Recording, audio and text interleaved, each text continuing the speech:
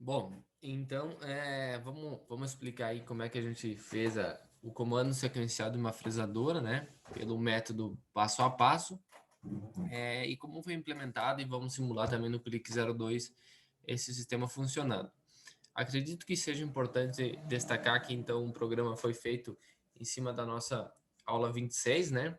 E levando em conta essa orientação de passos, né? O que ocorre no passo zero, o que ocorre no passo um e nos passos adiantes, juntamente com o diagrama funcional ao lado aqui, certo? No final dos passos foi feito então as ligações das memórias, né? Dos seus respectivos passos aos seus respectivos as suas respectivas lâmpadas, né, suas sinalizações e os seus respectivos passos a realmente a ligação com relação aos atuadores, tá? Então vale destacar que nós temos um atuador A que é responsável pela fixação, que ele apenas ele atua, né, faz atuar o cilindro A pelo uma solenoide Y1 e ao mesmo tempo quando ela não está acionada essa solenoide, a válvula no lado direito tem uma mola que faz ela recuar para a posição inicial dela, que é o pistão A recuado, né? E o pistão B que movimenta a mesa com a peça contra a fresa e que é movimentado por Y3 e Y4, que seriam as solenoides que fazem avançar e recuar nessa ordem o pistão B, tá? Vamos passar aqui agora para o nosso programa LEDER que foi construído. E o seguinte, eu vou dar um start aqui para nós começar a explanação, mas vamos por ordem, assim, o que é necessário para que ocorra realmente o processo de fresagem da peça, enfim, e qual foi a função, o objetivo desse sistema, né, ser criado dessa maneira. Inicialmente, ele nos diz o seguinte, que as condições iniciais, podem ver aqui, para habilitar o primeiro passo, digamos assim, o passo zero, seria uma das condições de set dele, seria nós termos as condições iniciais ok, certo? O que seriam essas condições iniciais? Seriam, então, o pistão A recuado, que está identificado pelo sensor E1, e o pistão B recuado, que vai estar identificado pelo sensor E3, tá? Então, a gente vai apertar aqui o I1 e o I3, que então seriam, como o sistema está desligado, isso está coerente, o sistema está todo recuado, né? Daí o seguinte, agora, para início do processo, vale destacar que assim, só para início a gente precisa dar um pulso na memória zero para inicializar o sistema, tá? E esse pulso é feito pelo botão, no nosso caso aqui, nós vamos fazer pelo botão de reset, que é na porta I7, tá? Então, clicando em I7, pode ver que acaba que já acionamos a memória zero. Então, beleza. Tendo a memória zero acionado, nós temos que ver o que nós precisamos para realmente começar a fazer com que a operação comece a acontecer, tá? Então, é o seguinte, a gente pode ver aqui que a gente precisa de um R5, né? Então, uma memória 5, digamos assim, para começar o processo de avanço, então, do pistão A e a fixação da peça. Daí, vamos subir aqui, ó, eu botei na ordem, mas vale a pena nós ter feito a explanação nessa ordem que está sendo feita, porque é o seguinte, agora o R5 nada mais é do que a opção que a gente vai escolher para, de fato, realizar as operações, tá? Sendo alguma das opções manual, né? A opção manual, onde para cada passo será necessário dar um pulso, ou a opção automática, que vai estar representada pelo nosso STCC, tá? Que é o ciclo contínuo, né? Que a gente vai clicar ali, vai ser um botão com trava e vai operar com um ciclo contínuo. Esse manual com corte, pode ver que o botão realmente do manual é o nosso I5, tá? Porém, como o problema nos dizia que o botão I5, né, o botão, enfim, de botão manual, ele não poderia, quando permanecesse acionado, tornar-se um botão de ciclo contínuo, ou seja, não podia deixar apto todo o sistema como se fosse um botão com trava, né? Então, é necessário fazer esse esquema aqui de instalação aqui, esse jogo de de contatos, né, com memórias, para realmente, de fato, assim, mesmo que o i5, né, o nosso botão manual permaneça acionado, que ele não habilite, não permaneça, não deixe habilitado a sua respectiva, sua respectiva memória, que seria M5, tá? Então, o que que acontece aqui? Basicamente, isso aqui é para dizer assim, o tempo em que eu apertar o botão até acionar uma memória vai ser o suficiente para nós termos um pulso em M5 e no momento que essa memória for acionada, né, ela abrirá um contato referente ao botão que irá desligar a mesma, ou seja, então a diferença de tempo entre a gente apertar o botão e realmente acontecer a energização de uma memória será o suficiente para que ocorra o pulso em M5, né?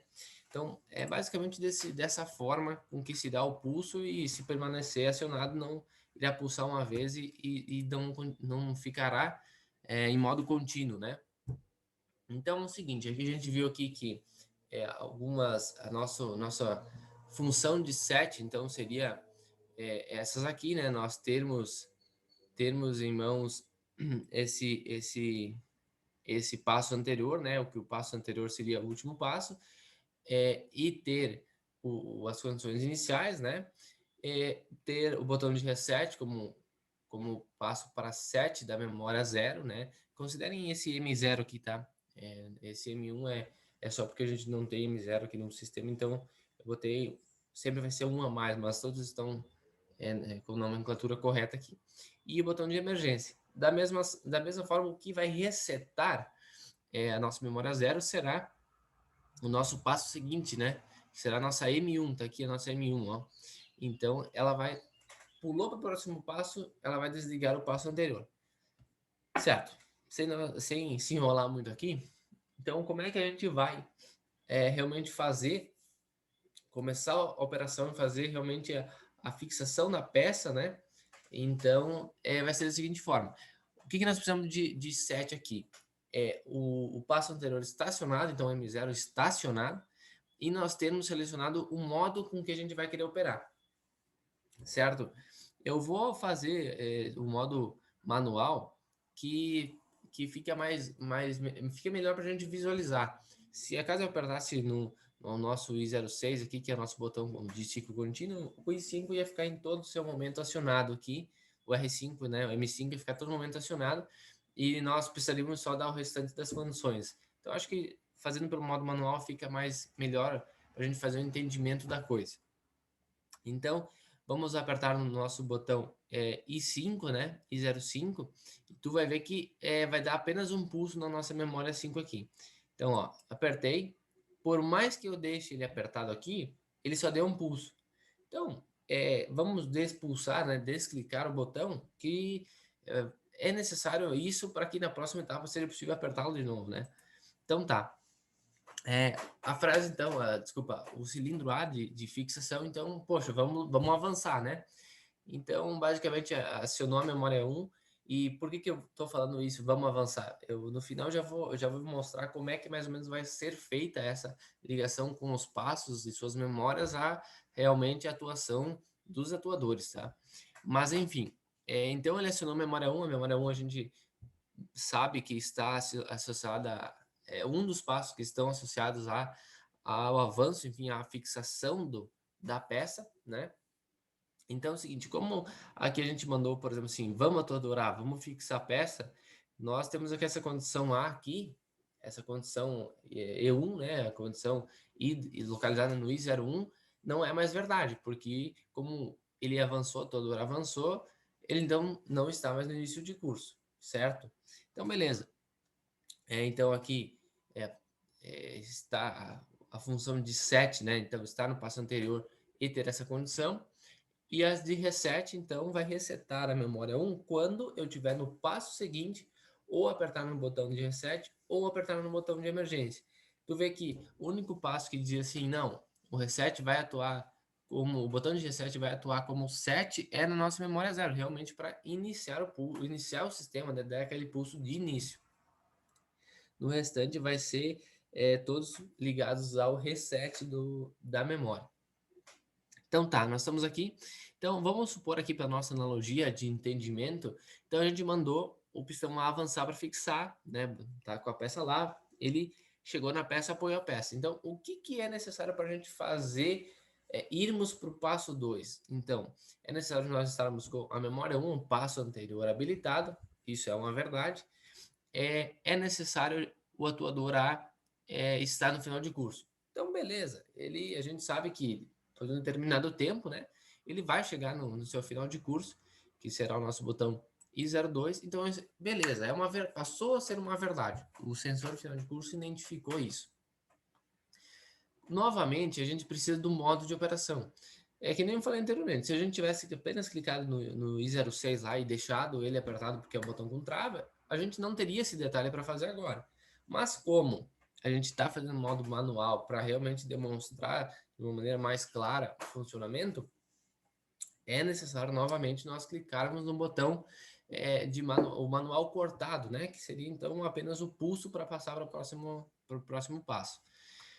Vamos apertar no I05 novamente, ó. Você vai ver que novamente deu só um pulso e passou para o passo seguinte.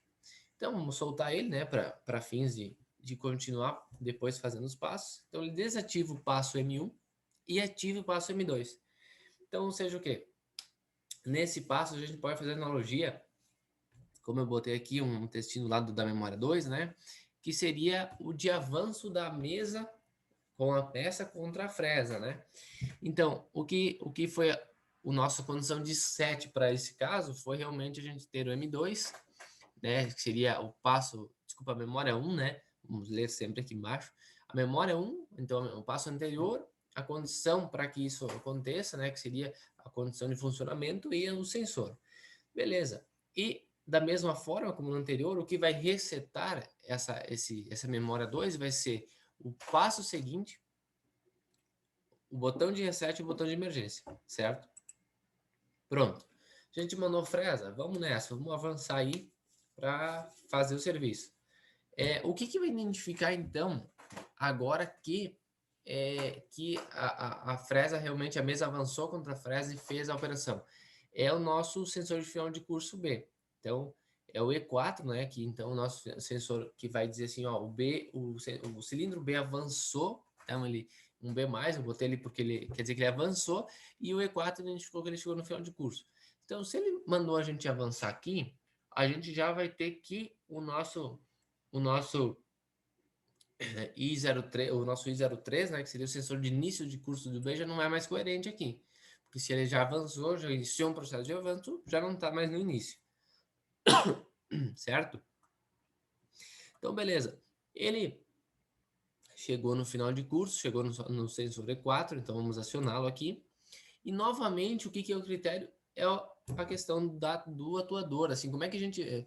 do atuador que eu digo é a gente dizer assim, de que modo vamos operar, né? Então, vamos operar de modo manual, que é o que a gente está fazendo. Vamos clicar no I05. Então, ó, pode ver que aconteceu um pulso, tá? E vamos desclicar aqui. Então, ele passou para o passo seguinte, tá? Então, beleza, passou para o passo seguinte, a função de set para o recuo da fresadora, que é o que a memória 13 está basicamente associada para nossa explanação, é realmente ele ter a memória anterior, então a memória 2, ter a condição de operação e ter o sensor. Beleza, isso tá coerente, né? Então, o que vai resetar o retorno da fresa é o passo seguinte, o botão de reset e o botão de emergência, certo? Então, beleza. O que vai ser condição agora, já que a gente mandou a mesa retornar de contra a fresa, para a gente passar para o último passo? Vai ser realmente o retorno do B, né? Vai ser o retorno do cilindro B à condição inicial, né? Então, o que acontece aqui? A gente, então, vai ter que o nosso I3 vai estar acionado, né? Então, se a gente mandou retornar, ele vai em algum momento, então, desacionar o nosso E4, né? E vai acionar o nosso E3, porque ele vai sair do final de curso e voltar para o início de curso, né? Beleza. E, novamente, a condição para 7, além da memória anterior e do sensor, é o botão de manual com corte. Então, vamos clicar ele, a gente foi então para o último passo e realmente aconteceu o último passo. Então agora pode ver que nós não temos mais passo, e aí você pode estar se perguntando assim, poxa, mas aí quando que a questão do cilindro A recuou, né? Ele não fica explícito assim dessa forma, poxa, eu vi que avançou A, avançou B, recuou B, mas não tem o passo que recuou A. Mas assim, ó, como é que ocorre? Essa questão dos passos aqui é um pouco diferente, porque é o seguinte, a gente sabe que como, como a questão é, do avanço da solenoide que vai fazer, a atuação do solenoide que vai fazer o atuador avançar, é a nossa solenoide Y1, tá? Então, o que acontece? A gente sabe que como do outro lado a solenoide é uma mola, no momento que a gente não tiver Y1, a gente vai ter a mola, tá?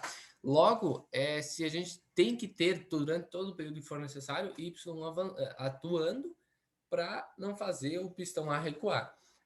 Então, esse jogo acontece aqui, ó. Ou seja, a gente vai ter a solenoide Y acionada no momento 1, então no passo 1, no passo 2 e no passo 3. Então, ou seja, automaticamente aqui no passo 4, quando a gente identifica que realmente o B recuou, nós já não vamos estar, então, a partir desse momento, com a questão do retorno, né? Do retorno do atuador, né? Porque ele vai estar ligado, ou seja, aqui na memória 2, na memória 3 e na memória 4.